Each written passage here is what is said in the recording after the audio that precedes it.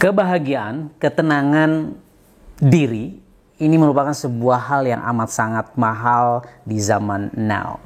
Ada sebuah teori filosofi kuno bernama Stoicism, ya.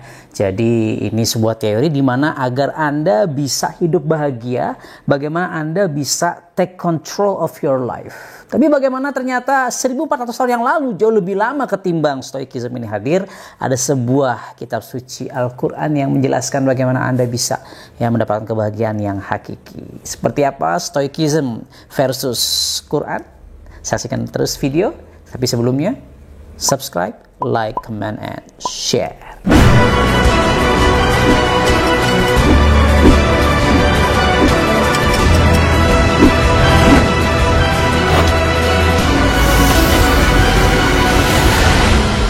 Assalamualaikum warahmatullahi wabarakatuh. Kembali bersama saya Andika Setiawan at Amazing Mentor Instagram saya. Jangan lupa dong follow dulu ya. Karena kita akan membahas sesuatu yang luar biasa, Stoicism. Jadi saya tertarik untuk ngebahas ini karena saya termasuk orang yang sangat suka membaca, mengkoleksi. Kenapa saya bilang mengkoleksi? Karena banyak juga yang saya beli belum saya baca.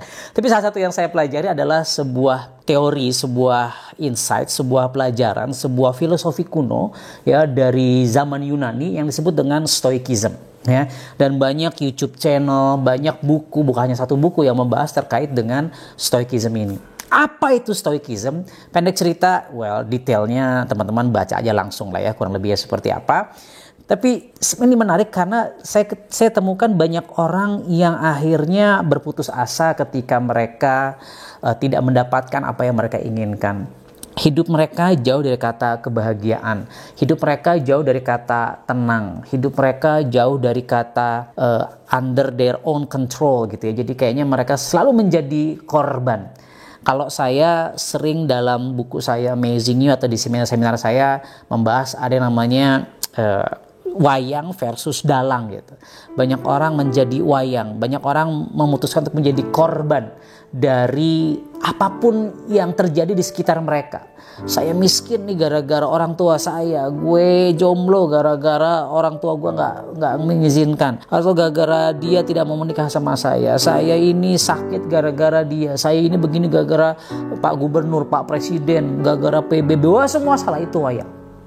Tapi ada orang-orang yang memang mereka bisa menjadi orang-orang yang amazing, luar biasa karena mereka memilih di seorang dalang, yaitu orang-orang yang senantiasa memutuskan untuk mendapatkan sebuah takdir kehidupan yang teramazing bagi kehidupannya. Tidak menyalahkan orang lain, tidak menyalahkan pihak-pihak lain. Nah, menariknya di Stoicism ini diajarkan. Nah, beberapa hal yang saya ingin pelajari, yang saya sharingkan pagi hari ini, yaitu dari ada 3 hal yang saya lihat dari ajaran Stoicism ini.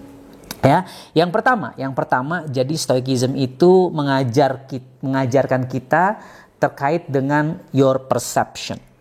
Ya, ketika mengubah persepsi, maka akan mengubah sebuah kejadian. This is a very very good philosophy gitu ya. Kalau saya sering bilang dalam sebuah seminar saya atau training saya, ada sebuah quotes dari Carl Jung gitu ya. Sedia karyung sebelum hujan.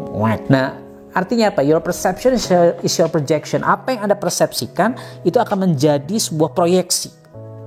Hari ini Anda melihat saya berbicara di layar kaca, di video, di gadget atau di laptop Anda gitu ya. Nah, itu terproyeksi. Akhirnya Anda melihat, inilah kenyataannya. Apa yang Anda persepsikan di pikiran Anda akan terproyeksikan, itu akan menjadi sebuah kenyataan. Sehingga Stoicism ini mengajarkan kepada kita untuk terus husnuzon. Nah, gitu. Ternyata di Islam jauh sebelum Yunani kuno melahirkan filosofi Stoik ini gitu, Stoicism ini sudah melahirkan sebuah teori, sebuah pembelajaran, sebuah perintah untuk kita senantiasa berhusnuzon, berprasangka baik. Dalam sebuah hadis qudsi mengatakan Rasulullah SAW, Allah itu akan selalu sebagaimana prasangka hambanya. Ini jauh more amazing dan sekedar kita mengganti persepsi, berprasangka baik, berpikir baik tentang semua kejadian. Ya, karena banyak orang yang berpikir, seringkali nih ada orang-orang yang ateis, katakan agnostik, mereka nggak percaya agama. kejadian ini ya karena kebetulan aja alam semesta mengaturnya. They don't believe in God gitu. Padahal kita, well you know, lu nggak mungkin bisa nonton video ini, mendengar suara saya kalau you nggak punya mata, you nggak punya telinga. Ciptaan siapa? Ciptaan Allah Subhanahu Wa Taala. So termasuk perception, termasuk persepsi, apa yang kita persepsikan, apa yang kita pikirkan, itu akan selalu senantiasa sebagai prasangka. Ya, hambanya berprasangka, Allah akan memutuskan itu gitu. Allah akan menjadikan apapun yang kita pikirkan kejadian. Ya, contoh sederhananya misalnya saya suka ditanya gitu ya, gimana coach, dok gitu ya, tadi yang sini macet ya. Terus ketika saya jawab enggak macet, tapi teman saya yang satu mobil, iya macet banget gitu. Padahal kejadiannya kan sama. Tapi kenapa menurut saya nggak macet, tapi ada orang lain mengatakan ini macet? Karena persepsi akan proses dia jalan dari titik A ke titik B, ya, dia menikmati macetnya atau tidak, ya, dia fokus kepada hal yang lain atau dia fokus kepada macetnya, itu akan menjadikan dia punya persepsi kejadian yang berbeda. Atau saya dulu pernah hutang sekian M gitu ya, banyak orang yang hutang sekian M dia bunuh diri, jangankan sekian M ya, masalah hutang 20.000, 200.000 bisa bunuh-bunuhan gitu kan, bisa bunuh diri bahkan. Ya, tapi ada yang gara-gara hutang dia justru bisa bertobat, dia bisa bangkit dan menjadi pribadi yang jauh lebih amazing. Ya, nah saya merasa saat itu ketika saya kena hutang sekian M, ya saya berpikir juga, ya Allah kenapa sih harus gue gitu kan. Sampai akhirnya, oh iya, Allah ini sebagai prasangka hambanya. Oke, ya Allah alhamdulillah saya langsung men-switch gitu ya, my prasangka to our God, to our mighty God. Allahu Akbar, Allah yang maha besar ini. Oh ternyata ya Allah menjadikan saya hutang miliaran itu karena ingin dijadikan miliarder beneran gitu. Ya karena seorang miliarder ya pasti ujiannya miliaran juga gitu kan. Saya berpikir seperti itu. Sehingga ketika saya berpikir begitu, ya alhamdulillah dengan izin Allah tidak ujuk-ujuk besok pagi jadi miliarder, enggak gitu ya. Enggak ada kejadian instan seperti itu, kecuali kalau gue terima warisan miliaran gitu kan, beda cerita. Nah, tapi proses ketika saya merubah pikiran saya, ya entah kenapa qadarullah dengan izin Allah itu jalan terbuka, ya opportunities datang sehingga saya tinggal putuskan opportunity, peluang apa yang akan saya ambil, boom, saya fight di sana, here we go, here I am now.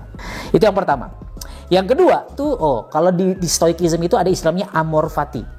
Ya, amor fati itu, amor itu artinya cinta, ya, fati itu takdir, mencintai takdir. Well, sejatinya jangan-jangan si stoik ini juga ngambil dari, banyak kan yang mengambil hikmah dari Quran gitu, cuman dibungkus ulang gitu ya, dalam bahasa Yunani amor fati gitu. Nah, sejatinya ilmu Allah ini milik siapapun hikmahnya gitu ya, dan jauh lebih even amazing ketika mereka benar-benar mengimaninya karena ini dari Allah Subhanahu Wa Taala. Nah, amor fati adalah cintai takdir, ya. Amor fati ini adalah orang-orang yang, well, kalau dalam bahasa Islam sebenarnya ikhlas, tawakal, ridho gitu ya. Dan ini sudah menjadi pattern, ini sudah menjadi sebuah pola. Kalau teman-teman kalau teman-teman mau hidup bahagia gitu ya, ya teman-teman harus ikhlas, ya, harus ridho gitu. Ya, bahkan kalau mau masuk surga, ya, itu penghuni surga itu adalah orang-orang yang memang merasa ridho hingga Allah ridhoi juga mereka. Di surat Al-Fajr gitu kan, ya ayyatuhan nafsul mutmainnah, ya wahai jiwa-jiwa yang tenang, hati-hati yang tenang, jiwa-jiwa yang tenang, ya, irji ila rabbiki radiyatan mardiyah, ya, orang-orang yang ya hatinya ridhoi gitu. Nah, barulah fadkhuli fi ibadi wadkhuli jannati, masuklah dalam golongan hambaku, kata Allah, masuklah dalam surgaku. Ya, kalau ini ada sebuah ayat yang menurut saya sangat inspirasional ya, di surat 2 atau Al-Baqarah ayat 216. Ya, a'udzubillahi minasyaitonirrajim. Kutiba alaikumul qital wa huwa kurhul lakum wa asa an takrahu syai'a wa huwa khairul lakum wa asa an tuhibbu syai'a wa huwa syarrul lakum wallahu ya'lamu wa antum la ta'lamun. Shadaqallahul azim.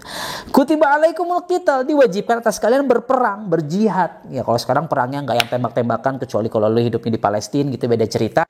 Well, perang kita hari ini perang memberantas kemiskinan, kemaksiatan, kesakitan, ya, ngerubah orang jadi sakit jadi sehat, miskin jadi kaya, jomblo jadi menikah. Itu jihad kita hari ini, ya. Wa asa an takrahu syai'a. Ya, dan boleh jadi bahwa kamu memilih sesuatu wa huwa khairul lakum, padahal ya itu buat kalian. Wa asayu tuhibbu syai'a wa huwa syarrul lakum. Atau sebaliknya, boleh jadi kamu menyukai sesuatu padahal kata Allah itu nggak baik buat lu guys. Ya, wallahu ya'lamu wa antum la ta'lamun. Allah mengetahui sedang kamu tidak mengetahui. Jadi apa yang teman-teman hari ini sedang derita, katakan begitu ya. Saya dulu pernah hutang sekian M. Ya, saya saat itu memang menderita gitu. Tapi at the end saya berpikir, oh iya jangan-jangan emang ini skenario terbaik dari Allah Subhanahu wa taala. Bahkan hari ini saya bersyukur kalau nggak ada episode momentum saya punya hutang miliaran, mungkin saya dulu sehingga sekarang masih ya tidak memaksa diri saya untuk jadi pribadi yang terbaik gitu. Karena merasa ya sudah cukup gitu. Tapi gara-gara saya pernah minus, saya jadi bertaubat benar-benar, saya benar-benar memantaskan diri untuk menjadi ya orang yang amazing lah, katakan begitu. Ya, here we are now, here I am now, and here we go gitu.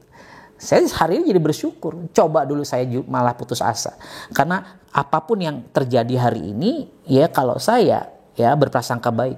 Karena yang buruk hari ini belum tentu buruk menurut Allah. Dan sebaliknya kalau hari ini saya punya kehidupan yang baik, saya punya kehidupan ini, jangan GR juga. Ini nikmat bisa suatu hari dicabut sama Allah Subhanahu wa taala. Ya, dan belum tentu ini adalah sebuah kebaikan, ada sebuah istilah istidraj gitu kan, sebuah jebakan kenikmatan yang Allah berikan, tapi ternyata memang itu adalah jebakan supaya suatu hari nanti kita kalau terus lalai ya tidak berpikir, boom, disiksa oleh Allah Subhanahu wa taala. Kan sering kita berpikir gitu kan. Itu kok kayaknya ahli maksiat tuh zina terus, korupsi dan seterusnya. Tapi kok hidupnya kayaknya wah keliling dunia, handphonenya bagus, laptopnya, mobilnya, rumahnya amazing dan segalanya lah gitu. Ya, tapi sejatinya itu istidraj. Well, kapan-kapan kita bahas itu di video-video yang lain ya. Nah, jadi amor fati, cintailah takdir. Well, kita adalah makhluk Allah, hamba Allah, sudah sejatinya kita ya mensyukuri, menikmati ya takdir Allah Subhanahu wa taala. Ikhlas, ridho. Yang ketiga di buku tersebut, ya banyak buku, salah satunya Anda juga bisa googling lah bukunya, banyak banget, atau you bisa lihat YouTube yang lain. Saya nggak tahu YouTube yang lain ada yang ngebahas nggak ya Stoicism versus Quran ini gitu ya. Ada istilah memento mori. Nah, lucu ya. Ini mungkin temannya susu yogurt Cimori. Ini saya jadi di endorse mudah-mudahan suatu hari oleh Cimori gitu ya. Ya, memento mori ini itu gampangnya gratitude ya, bersyukur gitu, bahasa Yunani gitu. Well, kita ya bersyukur, lain syakartum la azidannakum. Semakin lo bersyukur, semakin ditambah nikmatnya. Ya, lain kafartum, kalau lo mengingkari nikmat Allah, azab Allah begitu pedih. Begitu lo kagak bersyukur, begitu lo kagak kagak langsung mengkonektitkan, oh gue dapat laptop ini, gue dapat handphone ini, gue bisa nonton YouTube ini, adalah semua kan Allah Subhanahu wa taala, gue bersyukur karenanya. Saat itu juga azab Allah akan hadir kepada kita. Ya, karena tidak bisa kita mengingkari nikmat Allah Subhanahu wa taala. Tidak bisa, karena semua adalah nikmatnya. So, pastikan kita menjadi hamba yang pandai bersyukur. Dengan kita pandai bersyukur, ya Allah tambah nikmat kita sehingga ya hidup kita akan semakin bahagia. Itulah kenapa kalau saya lihat, saya suka jalan-jalan gitu ya, aksi pendekar malam. Kita keliling malam bagi-bagi duit naik motor ke pengemis, ke pemulung dan seterusnya. Mereka hidup di gerobak gitu, tapi mereka masih bahagia, ketawa anaknya 2-3 gitu ya. Sedangkan banyak orang yang hidup di rumah istana emas tapi hidupnya nggak bahagia. Kenapa? Kuncinya bersyukur. Sehingga ketika Anda merasa hari ini tidak bahagia, cek level kebersyukuran teman-teman. Jangan-jangan lu kurang bersyukur. Jangan-jangan saya kurang bersyukur. Ya, nah, 3 hal ini yang saya lihat dari ajaran Stoikisme yang sebenarnya Islam sudah mengajarkan. Ya, dan saya tutup dengan sebuah kesimpulan bahwa ternyata dari 3 hal ini, ya kalau saya lihat ada sebuah benang merah yang juga sama antara si Stoikism ini dengan Quranisme ini gitu ya. Gaya kita kan isme itu kan way of life gitu ya. Quranism adalah you only can control what you can control, guys. You hanya bisa take control, you hanya bisa mengendalikan apa yang bisa Anda kendalikan. Yang tidak bisa Anda kendalikan, ya pasrahkan, tawakal, ikhlas, ridho. Ya sudah, ya. Nah, hari ini apa yang bisa Anda take control, Anda ambil kontrol, ambil kendali sehingga Anda menjadi seorang dalang, Anda bisa menentukan, ya, Anda ingin menjadi pribadi seperti apa. Karena itu adalah sebuah keputusan Anda sebagai hamba Allah Subhanahu wa taala yang punya tugas menjadi seorang khalifah, ya, dan menghamba kepada Allah Subhanahu wa taala. Gimana komentar teman-teman? Stoicism or Quran? Komen di bawah. Jangan lupa subscribe, like, comment, and share. Dan saksikan video-video saya berikutnya. Saya Andika, yang benar datang dari Allah Subhanahu wa Ta'ala, yang menurut saya pribadi. Assalamualaikum warahmatullahi wabarakatuh. Bye-bye.